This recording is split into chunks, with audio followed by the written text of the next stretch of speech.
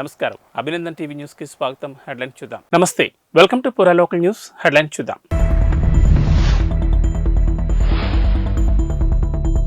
National politics పై Revanth hot comments. జాతీయ స్థాయిలో తెలుగువారి పాత్ర సన్నగిల్లిందని వెల్లడి.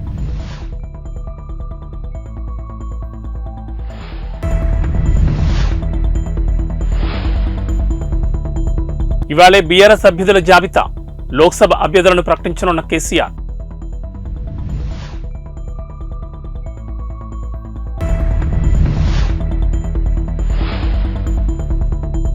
బీజేపీ ఎమ్మెల్యే రాజాసింగ్ సంచలన వ్యాఖ్యలు. దేశంలో ఇంకా 40,000 గుళ్లు కట్టాలని స్పష్టం.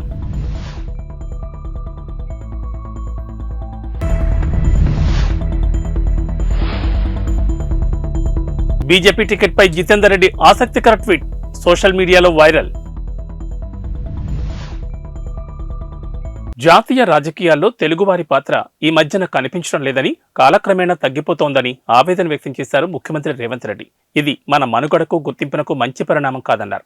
గతంలో నీలం సంజీవ్ రెడ్డి, ఎన్టీ రామారావు, పివి నరసింహారావు లాంటి వారు జాతీయ రాజకీయాలను శాసించారని, ఆ తర్వాత జైపాల్ రెడ్డి, వెంకయ్యనాయుడు తదితరులు ఆ స్థాయిని కొంతవరకు నిలబెట్టారని అన్నారు. తమిళనాడు మాజీ గవర్నర్ రామ్మోహన్ రావు రచించిన గవర్నర్ పెట్టు గవర్నర్స్ హౌస్ అనే పుస్తకాన్ని మర్రి చెన్నారెడ్డి మానవ వనరుల అభివృద్ధి కేంద్రంలో ఆదివారం సాయంత్రం ఆవిష్కరించిన సందర్భంగా ఈ వ్యాఖ్యలు చేశారు రేవంత్ రెడ్డి.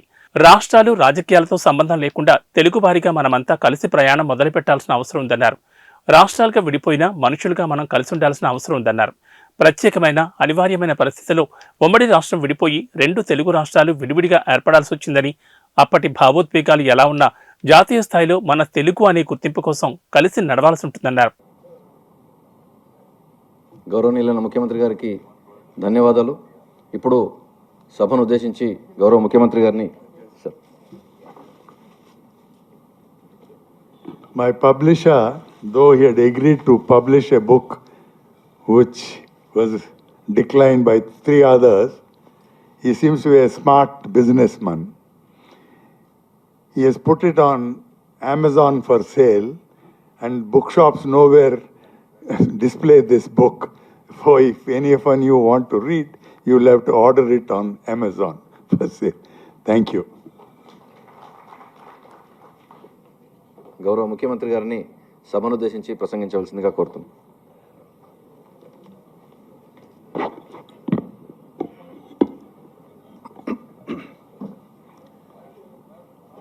మాజీ డీజీపీ,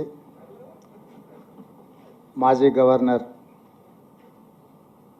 పెద్దలు రామ్మోహన్ రావు గారు రచించిన పుస్తక ఆవిష్కరణ కార్యక్రమానికి నాతో పాటు ముఖ్య అతిథులుగా విచ్చేసిన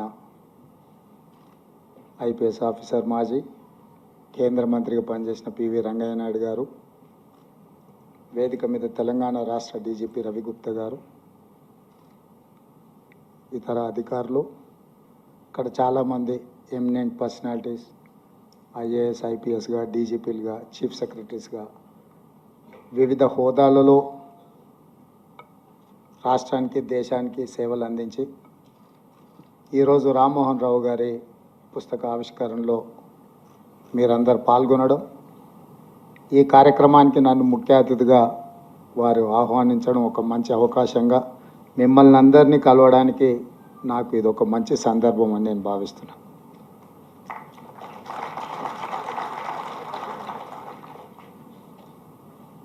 ఇక్కడ వేదిక మీద ఉన్నవాళ్ళు కానీ అక్కడ ఆసీనులైన వాళ్ళు స్వాతంత్ర సమరాన్ని చూసినారు, తెలంగాణ సాయుధ రైతాంగ పోరాటాన్ని చూసినారు, అదేవిధంగా హైదరాబాద్ రాష్ట్ర అవతరణ పరిపాలన చూసినారు, ఉమ్మడి ఆంధ్రప్రదేశ్ 2 రాష్ట్రాల కలయికతో ఏర్పడ్డ ఉమ్మడి ఆంధ్రప్రదేశ్ రాష్ట్ర పరిపాలన చూసినారు, 69 తెలంగాణ ఉద్యమం, 72లో జయాంధ్ర ఉద్యమం, మళ్ళీ 96లో రెండవసారి తెలంగాణ ఉద్యమం, అదేవిధంగా తెలంగాణ రాష్ట్ర అవతరణ. దాదాపుగా ఈ 76 సంవత్సరాలలో జరిగిన వివిధ పరిణామ క్రమాలను అన్నింటినీ అవగాహన చేసుకొని అనుభవం ఉన్న వాళ్ళందరూ కూడా ఇక్కడికి రావడం ఇది ఒక మంచి సందర్భం. తెలంగాణ రాష్ట్ర ప్రభుత్వం ఈ కార్యక్రమాన్ని, ముఖ్యంగా తెలంగాణ పోలీస్ అధికారులు ఈ కార్యక్రమాన్ని ఏర్పాటు చేయడాన్ని వారిని మనస్ఫూర్తిగా నేను అభినందిస్తున్నాను.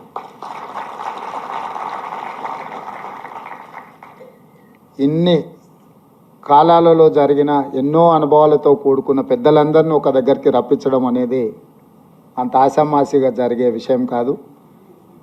రామ్మోహన్ రావు గారి పుస్తక ఆవిష్కరణలో ఇంతమంది రావడం అంటే వారి పట్ల ఉన్న మీకు మనందరికీ ఉన్న గౌరవం, అదేవిధంగా వారి అనుభవంలో ఈ రోజుకి మనందరికీ వారు చెప్పాలనుకున్న విషయాలు ఈరోజు ఇక్కడ మనందరం పంచుకోవడం అనేది ఒక మంచి అవకాశం. నాయకులకు పరిమితులు ఉంటాయి, ఎందుకంటే నాకు ముఖ్యంగా ఆ పుస్తకంలో ఏముందో నాకు తెలీదు. రచయిత గారు ఏం రాసినా అది వారి అభిప్రాయమే, నా అభిప్రాయం అయితే కాదు. వారి అభిప్రాయంతో ఏకీభవించవచ్చు, నేను విభేదించవచ్చు. ఆ పుస్తకాన్ని మొత్తం చదివిన తర్వాతనే నేను చెప్పగలను. ఎందుకంటే వారు ఉన్నతాధికారిగా, గవర్నర్గా, ముఖ్యంగా కాంగ్రెస్ పార్టీని దగ్గర నుంచి పరిశీలించి రాసిన చాలా అంశాలు, ప్రస్తావించిన అంశాలు అందులో ఉండొచ్చు. మేబీ కాంట్రవర్సీస్, లేకపోతే డిస్క్రీట్ ఆర్ ఇండిస్క్రీట్, అందులో ఏముందో నాకు తెలియదు. పార్లమెంట్ ఎన్నికల వేళ ప్రతిపక్ష బీఆర్ఎస్ పార్టీ మరో కీలక నిర్ణయం తీసుకుంది. కాళేశ్వరం ప్రాజెక్టుపై ప్రభుత్వ వైఖరికి నిరసనగా కరీంనగర్లో భారీ సభ నిర్వహించాలని నిర్ణయించింది. ఈ నెల 12న కరీంనగర్లో సభని ఏర్పాటు చేయాలని బీఆర్ఎస్ డిసైడ్ అయింది. బీఆర్ఎస్ అధినేత కేసీఆర్ తెలంగాణ భవన్లో ఇవాళ ఉమ్మడి కరీంనగర్ జిల్లా ముఖ్య నేతలతో భేటీ అయ్యారు. ఈ సమావేశంలో కరీంనగర్, పెద్దపల్లి లోక్సభ స్థానాలపై సమీక్ష నిర్వహించారు. ఈ 2 సెగ్మెంట్ల అభ్యర్థుల ఎంపిక, ప్రచార వ్యూహం వంటి తదితర విషయాలపై కేసీఆర్ చర్చించారు. కాళేశ్వరం ప్రాజెక్టు పట్ల కాంగ్రెస్ ప్రభుత్వ వైఖరికి నిరసనగా కరీంనగర్ జిల్లాలో భారీ బహిరంగ సభ నిర్వహించాలని నిర్ణయించారు. ఈ సభకు సంబంధించిన ఏర్పాట్లపై నేతలకు గులాబీవాస్ దిశానిర్దేశం చేశారు. తొలుత ఈ నెల 10నే కరీంనగర్లో సభ ఏర్పాటు చేయాలని బీఆర్ఎస్ నిర్ణయించింది. కానీ అనివార్య కారణాల వల్ల సభను ఈ నెల 12న నిర్వహించాలని తాజా భేటీలో డిసైడ్ అయ్యారు.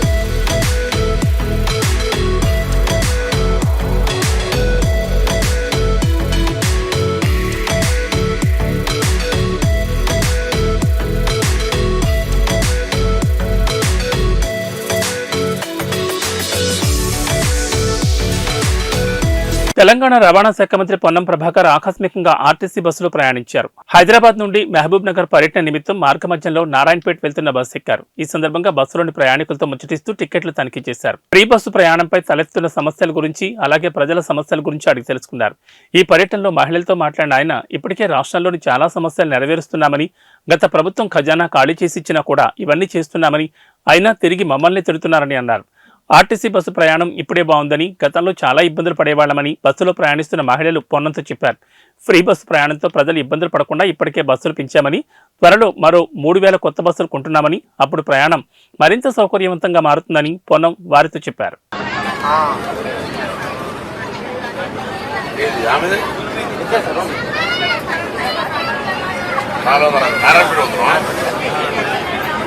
ఇది తెలంగాణ వాళ్ళకి చేసిన మీ ఊర్లో మీకు ఫ్రీ, ఎందుకంటే ఈ అందరు చేస్తున్నా ఇవన్నీ చేసినాం. అయినా తిడుతున్నారు గల్లగురియం పైసా ప్లాస్టిక్ మొత్తం ఖాళీ చేసారు. మీ అందరు తెలుసా గల్లగురి ఖాళీ చేసారు. ఖజానా తెలుసు కదా, ట్రెజరీ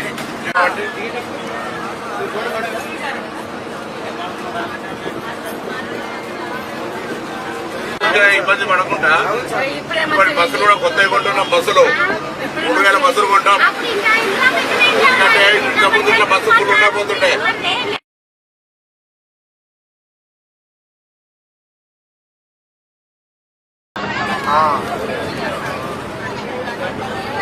ఆమెదే నారాయణపేట అవుతున్నాం. అంటే ఇది తెలంగాణ వాళ్ళకి చేసేది, మీ ఊర్లో మీకు ఫ్రీ. ఎందుకంటే ఈ అందరు చేస్తున్నారా ఇవన్నీ చేసినాం. అయినా తిడుతున్నారు గల్లా గురియం పైసా రాష్ట్రం మొత్తం ఖాళీ చేసారు. మీ అందరు తెలుసా గల్లా గురి ఖాళీ చేసారు?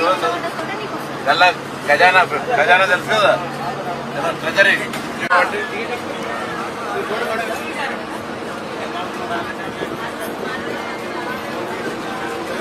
ఇబ్బంది పడకుండా ఇప్పటి బస్సులు కూడా కొత్తగా కొంటున్నాం. బస్సులు 3000 బస్సులు కొంటాం. ఎందుకంటే ఇంతకుముందు ఇట్లా బస్సు ఫుల్ ఉండకపోతుంటే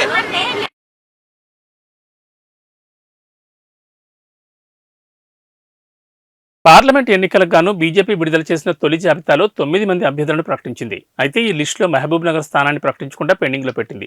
ఈ స్థానం నుంచి డీకే అరుణ, ఏపీ జితేందర్ రెడ్డి, శాంతికుమార్ టికెట్ ఆశిస్తున్నారు. ఈ నేపథ్యంలో ఏపీ జితేందర్ రెడ్డి చేసిన ట్వీట్ చర్చనీయాంశంగా మారింది. తనకు తిరుమల వెంకటేశ్వర స్వామి తోడున్నాడని, మహబూబ్ నగర్ టికెట్ తనకే వస్తుందనే నమ్మకం ఉందని ట్వీట్ చేశారు. ఆ ట్వీట్ను ప్రధాని మోడీ, కేంద్ర మంత్రి అమిత్ షా, పార్టీ జాతీయ అధ్యక్షుడు జేపీ నడ్డా, బిఎల్ సంతోష్, సునీల్ బన్సాల్, కిషన్ రెడ్డి, లక్ష్మణ్ కు ట్యాగ్ చేశారు. ఇటీవల what to do, what not to do అంటూ చేసిన ఫన్నీ ట్వీట్ చేశారు. తాజాగా ఇప్పుడు చేసిన ట్వీట్తో టికెట్ ఎవరికిస్తారన్న చర్చ మొదలైంది.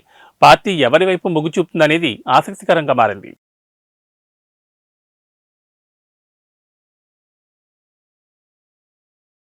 పెద్దపల్లి, కరీంనగర్ బీఆర్ఎస్ ఎంపీ అభ్యర్థుల పేర్ల ప్రకటన వాయిదా పడింది. నిన్న అష్టమి కారణంగా అభ్యర్థుల పేర్ల ప్రకటనను గులాబీ బాస్ కేసీఆర్ వాయిదా వేసినట్లు సమాచారం. ఈ 2 పార్లమెంటు స్థానాల అభ్యర్థుల పేర్లు ఇప్పటికే ఫిక్స్ కాగా అధికారికంగా ఇవాళ ప్రకటించనున్నట్లు సమాచారం. పెద్దపల్లి నుండి మాజీ మంత్రి కొప్పుల ఈశ్వర్, కరీంనగర్ నుండి మాజీ ఎంపీ వినోద్ కుమార్ పేర్లు దాదాపు కన్ఫర్మ్ అయినట్లు పొలిటికల్ సర్కిల్స్ లో ప్రచారం జరుగుతోంది. కాగా బీఆర్ఎస్ అధినేత కేసీఆర్ తెలంగాణ భవన్లో ఇవాళ ఉమ్మడి కరీంనగర్ జిల్లా ముఖ్య నేతలతో భేటీ అయ్యారు. ఈ సమావేశంలో కరీంనగర్, పెద్దపల్లి లోక్సభ స్థానాలపై సమీక్ష నిర్వహించారు. ఈ 2 సెగ్మెంట్ల అభ్యర్థుల ఎంపిక, ప్రచార వ్యూహం వంటి తదితర విషయాలపై కేసీఆర్ చర్చించారు. ఈ భేటీ తర్వాత అభ్యర్థుల ప్రకటన ఉంటుందని తొలుత ప్రచారం జరిగింది. కానీ అష్టమి కారణంగా క్యాండిడేట్ల పేర్ల ప్రకటనను ఇవాటికి వాయిదా వేసినట్లు సమాచారం.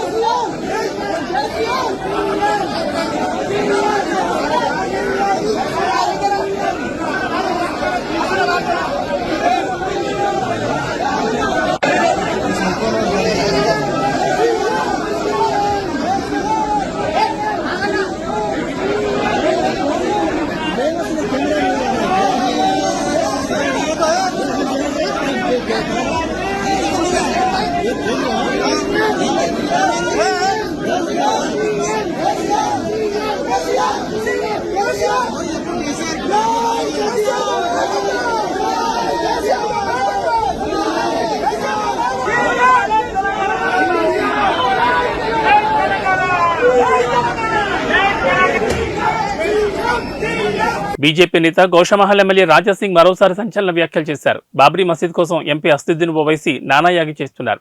పార్లమెంట్లో బాబ్రీ మసీద్ జిందాబాద్ అంటూ నినాదాలు చేస్తున్నారని ఫైర్ అయ్యారు. ఇప్పుడే అయిపోలేదని, భవిష్యత్తులో ఓవైసీ ఇంకా చాలా చూడాల్సి వస్తుందని అన్నారు. మేమేంటో ముందు ముందు ఇంకా చూపిస్తామని కీలక వ్యాఖ్యలు చేశారు. ఉత్తరప్రదేశ్లో అయోధ్య రామమందిరం కట్టి చూపించాం, కాశీ, మధురలో కూడా గుళ్లు కడతామని ధీమా వ్యక్తం చేశారు. దేశంలో ఇంకా 40,000 గుళ్లు కట్టాల్సిందని రాజాసింగ్ సెన్సేషనల్ కామెంట్స్ చేశారు. గతంలో చేతకాని వాళ్లు దేశాన్ని పాలించారని, ఇప్పుడు భారత్లో భగవరాజ్యం నడుస్తోందని అన్నారు. దేశంలో ఇప్పుడు మనల్ని ఎవరూ ఆపలేరని ఆసక్తికర వ్యాఖ్యలు చేశారు. ఇక్కడ ఎంతమంది ఉన్నారు నేను భజనలలో ఉన్నా అని ఒక రైట్, ఇక్కడ ఎంతమంది ఉన్నారు నేను విశ్వ హిందూ పరిషత్లో ఉన్నా అని ఒక రైట్. చాలా మంది కూడా చేయలేరు, అంటే వాళ్ళకి సంపర్కం లేదా ఏంది.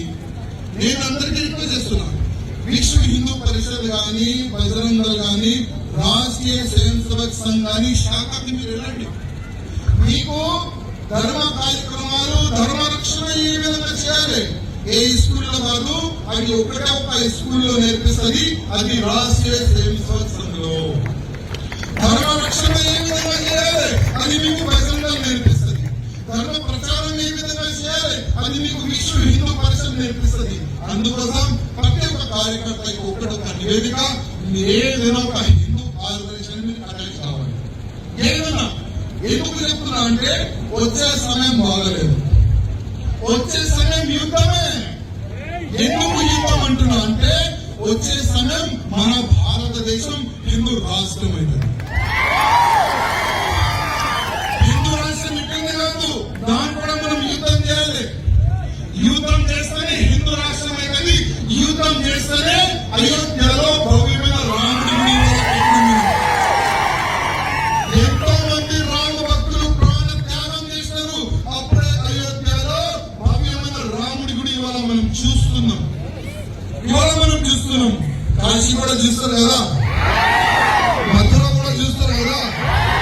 ఒకప్పుడు మన స్లోగన్ ఏముండే, కాశీతో అయోధ్యతో ఏక ఝాంకీ హై, కాశీ మథుర అవి బాకీ. ఆ స్లోగన్ ఏదన్నా మర్చిపోయినారా? ఆ స్లోగన్ ఇప్పుడు పూర్తి అవుతుంది. ఇప్పుడు కాశీ పని కూడా దగ్గర ఉంది, కాశీ పని కూడా దగ్గర ఉంది, మథుర పని కూడా దగ్గర ఉంది. ఇంకా చాలా కూడా ఉన్నాయి. ఒక ఫాల్తుగాడు పార్లమెంట్ లో నిలబడి మా పెద్దమ్మడు పార్లమెంట్ లో నిలబడి ఏం చెప్తే తెలుసా ఆయన? బాబ్రీ మస్జిద్ షహీద్ होगी, बाबरी मस्जिद जिंदाबाद है, जिंदाबाद की जिंदाबाद रहेगी. हम हमारी आने वाली पीढ़ी को बाबरी मस्जिद की शहादत याद दिलाते रहेंगे. అంటే ఏం తెలుసా అది? మా వచ్చే ఈ పీడి తరాలు మా వచ్చే తరాలని మేము యాద్ చేపిస్తాం ఏ విధంగా బాబరీ మస్జిద్ పాల్గొంటున్నారని. ఆ బిడ్డ మేము కూడా మీకు మర్చిపోయేలా అట్లాంటి పని చేస్తూనే ఉన్నాం. నువ్వు ఒక బాబరీ మస్జిద్ పాల్గొట్టి నువ్వు ఇంకా ఏడుస్తున్నావు కదా, ఇంకా 2 పనులు ఉన్నాయి. ఇంకా నువ్వు ఆవేశం పడకు, ఇంకా నువ్వు చాలా ఏ విధంగా కోర్టు ఆదేశంతో భవ్యంగా మనం గుడి కట్టినాం, రాముడి గుడి. అదే విధంగా కోర్టు ఆదేశం వస్తుంది, కాశీలో కూడా మనం గుడి కట్టాం. అదే కోర్టు ఆదేశం వస్తుంది, మథురలో కూడా మనం గుడి కట్టాం. ఇంకా మనం ఇంకా ఆగం తమ్ముడా, ఈ 3 గుళ్ళు కూడా మనం ఆగం. ఇంకా 40,000 గుళ్ళు మనం ఉన్నాయి. అది మొత్తం ఇప్పుడు దానికి ఎవరు ఆపలేదు. ఎందుకు ఆపలేదు తెలుసా? ఒకప్పుడు మన భారతదేశంలో శాతవాహనులు రాజ్యం చేసింది. ఇప్పుడు మన భారతదేశంలో భగవ రాజ్యం ఉంది, రాజ్యం ఉంది. ఇప్పుడు ఎవరెవరు ఆపలేరు. 40,000 గుళ్ళు కూడా మనం తీసుకుంటాము. మన భారతదేశానికి హిందూ రాష్ట్రం కూడా మనం చేస్తాం. ఇప్పుడు ఎవరు ఏ శక్తి కూడా ఆపలేదు. కానీ ఇట్లాంటి కార్యక్రమాలు జరుగుతాయి కదా, కొంతమంది పిచ్చి కుక్కలు మీ గ్రామంలో వస్తారు. ఇక్కడ ఉన్న కుక్కలు కూడా అరవడానికి ప్రయత్నం చేస్తారు. అందుకోసం మీరందరూ ఒక హిందూ ఆర్గనైజేషన్ అటాచ్ ఉంటే ఆ కుక్కల్ని ఏ విధంగా కలిపి కొట్టాలి ఆ హిందూ ఆర్గనైజేషన్ నేర్చుకుంటారా? నేర్చుకుంటారా?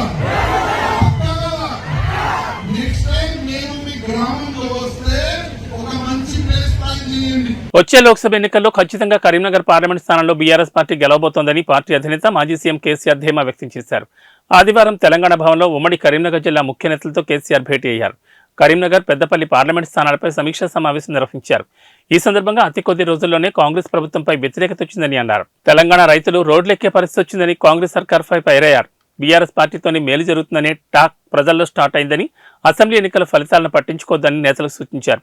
లోక్సభ ఎన్నికల్లో బీఆర్ఎస్, బీజేపీ మధ్యనే పోటీ ఉంటుందని, నేతలంతా కలిసికట్టుగా పనిచేయాలని సూచించారు. ఉద్యమకాలం నుండి మనకు సెంటిమెంట్గా వస్తున్న కరీంనగర్ ఎస్ఆర్ఆర్ కాలేజ్ గ్రౌండ్ సభ నుండి పార్లమెంట్ ఎన్నికల శంఖారం పూరిస్తామని తెలిపారు.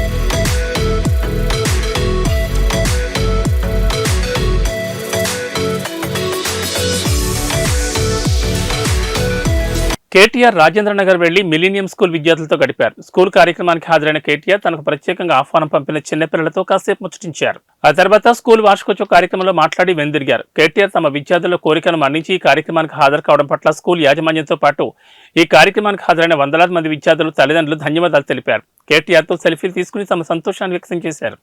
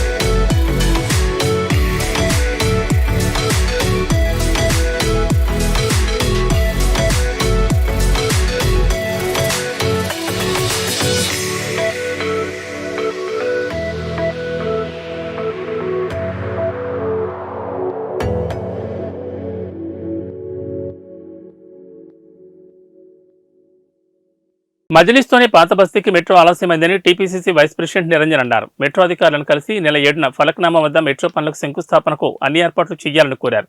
ఈ సందర్భంగా నిరంజన్ హైదరాబాద్ పాత బస్తీలో మెట్రో పనులకు ఈ నెల 7న ఫలక్నామా వద్ద ప్రారంభించాలని సీఎం నిర్ణయం తీసుకోవడం సంతోషకరమన్నారు. నగరంలో మెట్రో సేవలు 2017లోనే ప్రారంభించిన మజ్లిస్ పార్టీ అభ్యంతరాలతో మెట్రో పనులు మహాత్మాగాంధీ బస్టాండ్ వద్దనే ఆగిపోయాయన్నారు. మజ్లిస్ పార్టీ కొర్రీలకు పనులకు బ్రేకులు పడ్డాయన్నారు. పనులు ఆలస్యం కావడంతో ఒప్పంద గడువు ముగియడమే కాకుండా ప్రాజెక్ట్స్ కాస్ట్ కూడా పెరిగిందన్నారు. గత ప్రభుత్వం 9 డిసెంబర్ 2014 ఏర్పాటు చేసిన అఖిలపక్ష సమావేశంలో కూడా మజ్లిస్ ఎమ్మెల్యేలు పాత బస్తీ మెట్రో ఒరిజినల్ ప్రతిపాదనకు అడ్డుకాలు వేశారన్నారు. దీనివల్ల ఇమిలిబన్ నుంచి ఫలక్నామా వరకు మెట్రో పనులకు 2000 కోట్లకు వ్యయం పెరిగిందన్నారు. మజ్లిస్ నాయకుల నిర్లక్ష్యం వల్ల పాత బస్తీ ప్రజలకు మెట్రో సేవలు ఆలస్యంగా ప్రారంభమవుతున్నాయన్నారు. ఒక పిక్నిక్ గా వెళ్ళి రావటం జరిగింది. గాలి కబుర్లతో ఒక పవర్ పాయింట్ ప్రజెంటేషన్ చేయటం జరిగింది. గతంలో కేటీఆర్ గారు ఏమన్నారంటే, ముఖ్యమంత్రి గారు రమ్మన్నప్పుడు మేమే కట్టినాం కదా చూసేదేముందన్నాడు. మళ్ళీ నిన్న ఆయన పోయి చూసిందెందుకు, ఎవరినైనా నిపుణులను తీసుకుపోయి చూయించిండా అంటే నిపుణులను తీసుకుపోయి ఏదో చూయించినట్టు మాత్రం ఇక్కడ కనబడలేదు. ఒక మాట మాత్రం అన్నాడు, నిపుణులు వారు చెప్తుంది ఏంటంటే ఎంబడే మరమ్మతులు చేసి రైతులకు వాటర్ ఇవ్వాలనే మాట చెప్పడం జరిగింది. నేను కాంగ్రెస్ పార్టీ తరఫున అనేది సూటిగా డిమాండ్ చేస్తున్నా, ఎటువంటి పరిశీలన లేకుండా నిర్మాణం చేపట్టుమని చెప్పిన ఆ నిపుణుడు ఎవరు? ఒకవేళ ఎవరైనా ఆ నిపుణుడు ఆ విధంగా సూచిస్తే అతన్ని అసెంబ్లీ ఎదురుగా ఉన్న గన్ పార్క్ దగ్గర అమరవీరుల స్తూపం దగ్గర ఉరివేయాలనే మాట డిమాండ్ చేస్తా ఉన్నాను. National dam safety authority 1 November 2023 నాడు ఇచ్చిన నివేదికలో స్పష్టంగా పేర్కొనడం జరిగింది. As for committee findings, piers had sunk due to a combination of issues involving planning, design, quality control and operation and maintenance. అంతటితో వారు ఆగలేదు. The barrage under the present condition is rendered useless until fully rehabilitated. ఈ మాట కూడా వాళ్ళ రిపోర్ట్లో స్పష్టంగా పేర్కొనడం జరిగింది. ఫర్దర్ వారు చెప్పడం ఏంటంటే the likelihood of failure of other blocks resulting in a similar mode exists. అంటే ఇతర బ్లాక్లకు కూడా ఈ డేంజర్ ఉన్నదనే మాట నేషనల్ డ్యామ్ సేఫ్టీ అథారిటీ అనేది 1 నవంబర్ నాడు ఇచ్చిన రిపోర్ట్లోనే చెప్పడం జరిగింది. ఫర్దర్గా వారు చెప్పింది ఏంటంటే this would warrant rehabilitating the whole barrage. మొత్తం బ్యారేజ్నే రిహాబిలిటేట్ చేయాల్సినటువంటి అవసరం ఉందనేసి నేషనల్ డ్యామ్ సేఫ్టీ అథారిటీ అనేది 1 నవంబర్ నాడు చెప్పింది. అదేవిధంగా మళ్ళీ ఫర్దర్గా ఆ రిపోర్ట్లో చెప్పింది ఏంటంటే Annaram and Sundilla barrages have similar designs and construction methodologies making them prone to similar failure modes. అంటే అన్నారం సుందిల్ బ్యారేజీలు కూడా ఇదే విధంగా కట్టబడ్డాయి కాబట్టి అవి కూడా ఫెయిల్ కావటానికి అవకాశం ఎక్కువ ఉందన్న మాట చెప్తే ఎవడో నిపుణుడంట ఈయనకు చెప్పిందంట కేటీఆర్ గారికి ఇమ్మీడియట్గా రిపేర్ చేయండి. నిపుణులు చెప్తున్నారు రైతులకు నీళ్ళు ఇవ్వండి అనే మాట ఆయన చెప్తున్నాడు. పెద్ద శుద్ధపూసలే. రైతులకు కన్సర్న్ మీకే కాదు, మీకంటే ఎక్కువ కాంగ్రెస్కు ఉంది. ఒకవేళ రైతుల మీద మీకు అంతనే ప్రేమ ఉంటే 1,25,000 కోట్ల రూపాయలు ఖర్చు పెట్టి కట్టిన ఆ ప్రాజెక్టును, ఆ బ్యారేజ్ను ఎందుకు అంత లోపభూయిష్టంగా కట్టారో ప్రజలకు జవాబు చెప్పాలనే మాట నేను డిమాండ్ చేస్తున్నాను. రైతులకు నష్టం జరిగే విధంగా లోపభూయిష్టంగా బ్యారేజ్ను నమస్కారం.